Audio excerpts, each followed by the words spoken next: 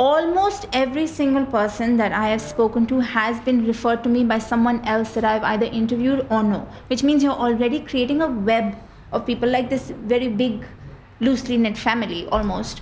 Someone tells you about someone else who has something, and then you kind of make it as you go along.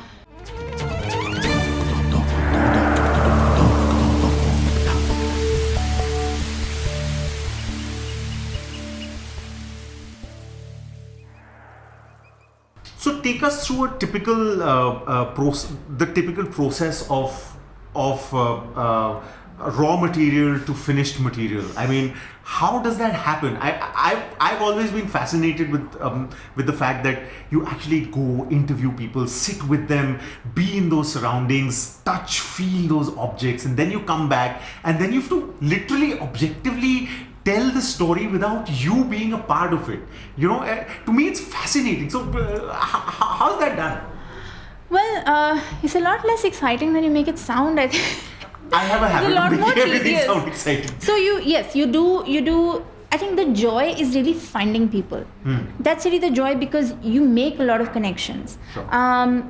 Almost every single person that I have spoken to has been referred to me by someone else that I've either interviewed or know, which means you're already creating a web of people, like this very big loosely knit family almost. Someone tells you about someone else who has something, and then you kind of make it as you go along. So you do go to people's houses across the world if you can, across the nation if you can, and you record. I only do audio recordings, mostly because I'm not very good with technology, and I also find that video sometimes makes people very conscious. Sure. I know that it makes me really conscious. With older people, it's even more so. So I always just record with my phone, and I keep the phone to the side, and ultimately people forget that it's there. So they are open with me.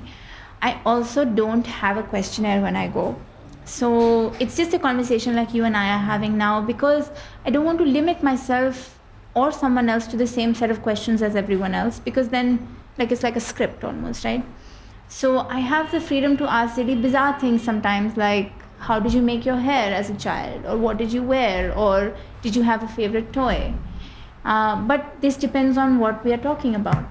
We could also talk about the grass that grew in the garden. I do that as well. Right.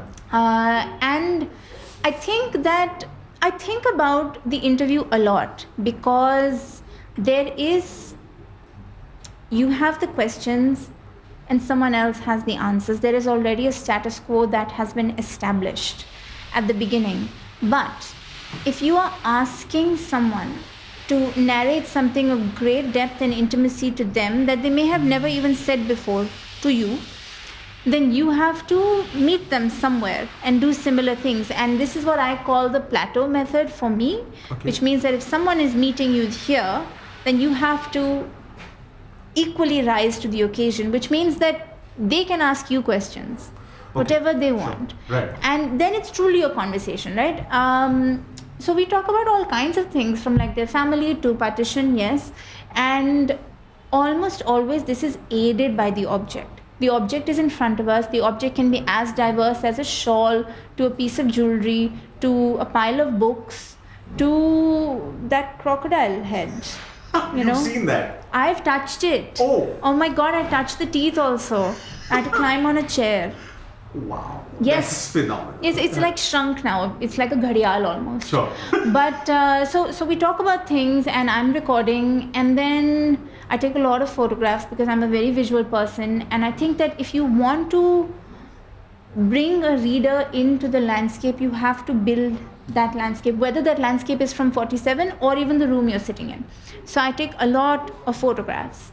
Then I go home, and now this is the worst part of the process. You have to transcribe everything. Yeah. Transcribe, translate, transliterate.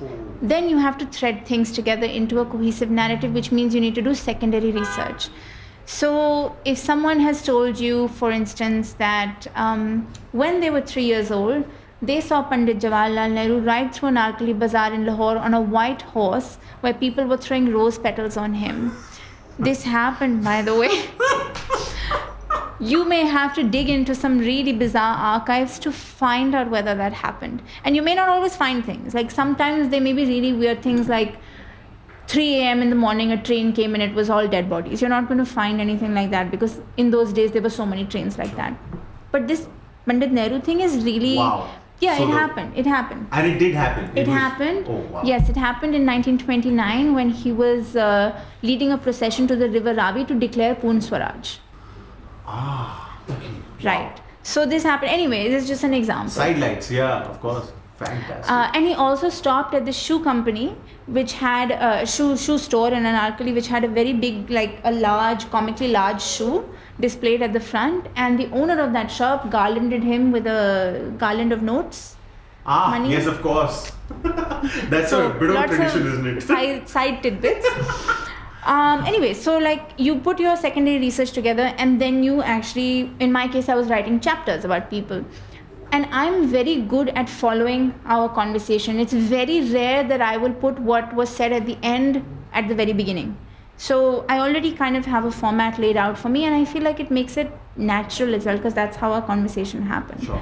And then you just wait for a publisher to pick you. Yeah, then that's that. If you've enjoyed this podcast, subscribe to our channel now. We have a new episode out every Friday.